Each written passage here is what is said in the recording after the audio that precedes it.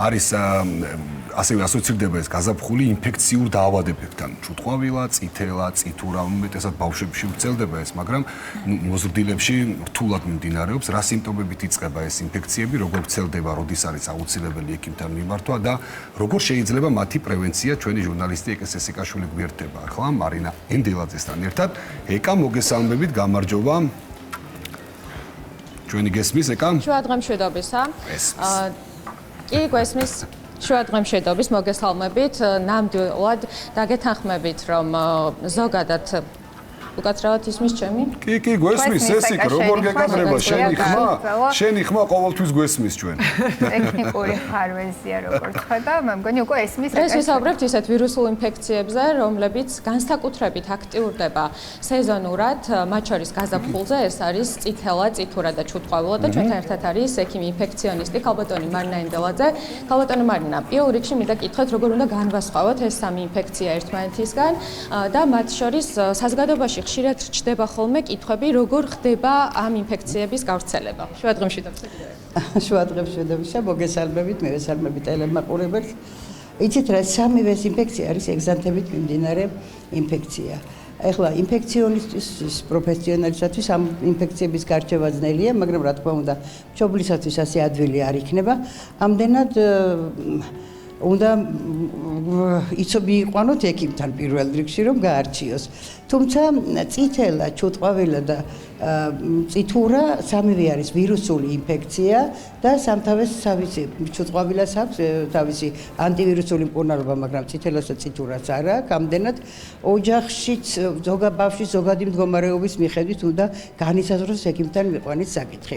სიმპტომები რა გითხრათ, იცით, ცოტა რთულია. წითელას უფრო მნიშვნელოვანი სიმპტომები აქვს, უფრო სერიოზული ვირუსული ინფექცია ჩვეულებრივ პოპულაციებში, უფრო მაღალი ცხელება, თავიდან რესპირატორული სიმპტომატიკით იწყება, შემდგომ გამოყრის დაწყებამდე 1-2 დღით ადრე ლოყის ლორწოვანზე ხდება კოპლიკი, ლაქები, მაგრამ ეს უნდა შეამჩნიოს პრაქტიკულად უფრო ექიმმა და შემდგომ იწყება გამოყრა.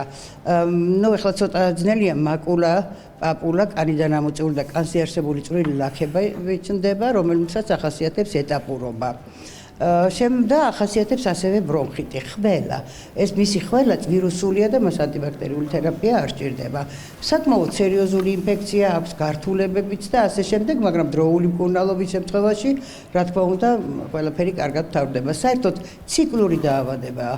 თვით განკურნებით უნდა დამთავრდეს იმუნოკომპეტენტურ ადამიანში. აი, მნიშვნელოვანია ვიცოდეთ, რა პერიოდის განმავლობაშია ადამიანი ვირუსის გამავრცელებელი და მაინც თუ შეგიძლიათ გითხრათ, რა რისკები არსებობს შემდეგ უკვე და რა გართულება. თუ წითელაზე ვისაუბრებთ, წითელას პირველი გამოყრამდე 3-4 დღით ადრე არის გამავრცელებელი, იმიტომ რომ ეს მისი პროდრომული, ანუ წინამორბოდი სიმპტომებია და 3-5 დღე, 4-5 დღის შემდეგ გამოყრის დაწყებიდან წითელა.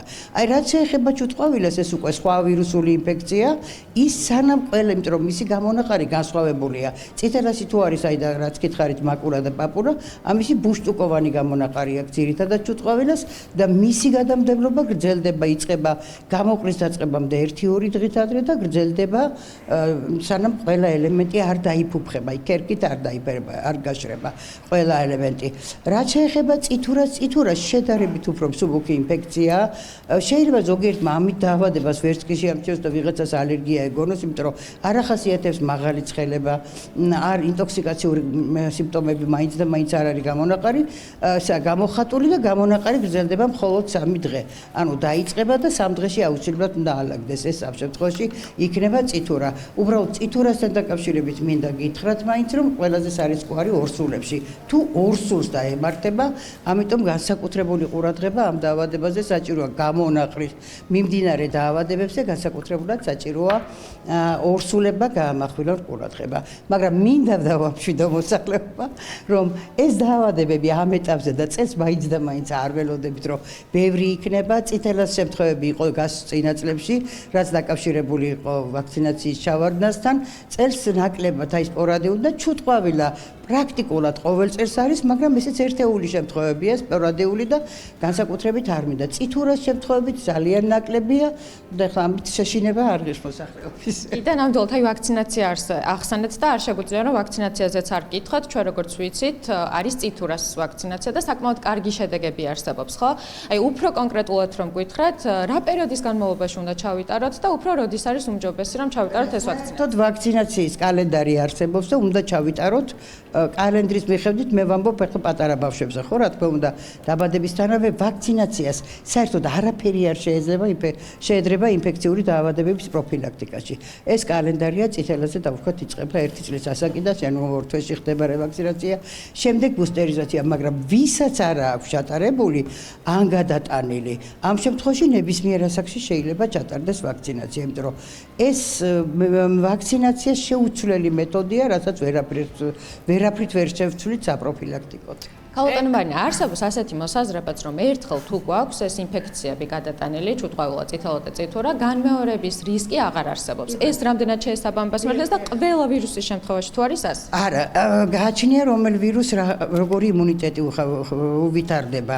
წითელასაც, წითურასაც და ჩუტყვავილასაც აქ მყარი იმუნიტეტი, პროტექტული იმუნიტეტი ღალიბდება და ამდენად ერთხელ გადატანის შემდეგ იმუნოკომპეტენტურ ადამიანს მეორედ არ უნდა დაემართოს. პრაქტიკულად არ შეგვხედრია, იცით, ზოგჯერ ხდება, რომ მშობლები ამბობენ, რომ გადაიყვანტანა წითელა, არა, წითელა კი არა, ჩუტყვავილა ქონდა, მე აღმოვაჩენთ, რომ ჩავკითხავთ, ანუ გადატანის შემდეგ აქ იმდენად მყარია იმუნიტეტი, რომ მეორედ არ უნდა დაემართოს. რაც შეეხება სხვა ზოგიერთ ვირუსს, ვთქვათ, გრიპი, ხო?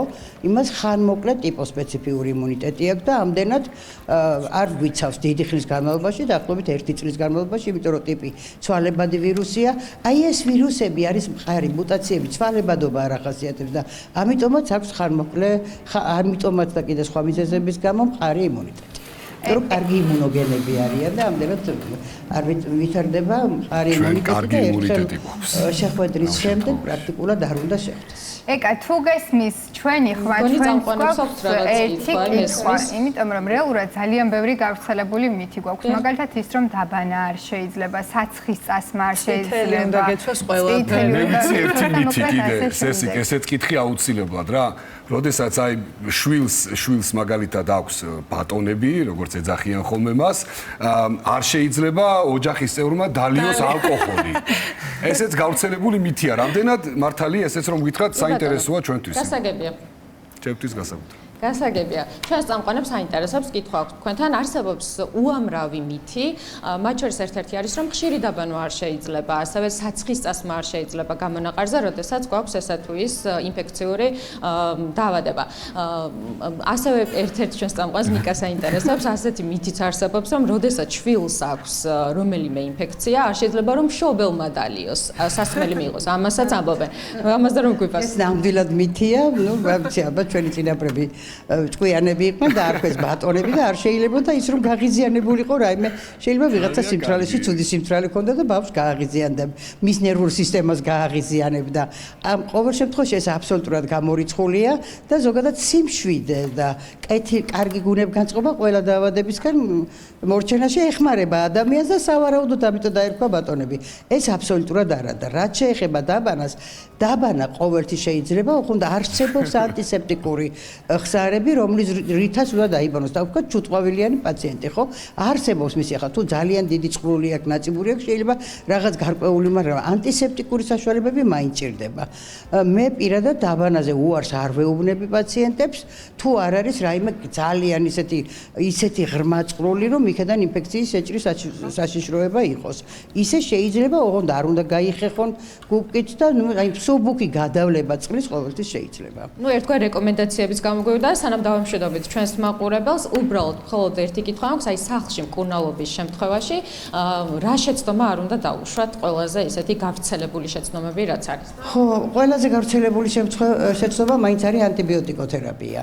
ეს ანტიბიოტიკი ამ ვირუსებს არც ერთ კატეგორიულად არ ჭირდება, თუ არ მოხდა მეორადი ინფიცირება. მეორადი ინფიცირება რაღაცნაირად მშობელიც მიხვდება მას.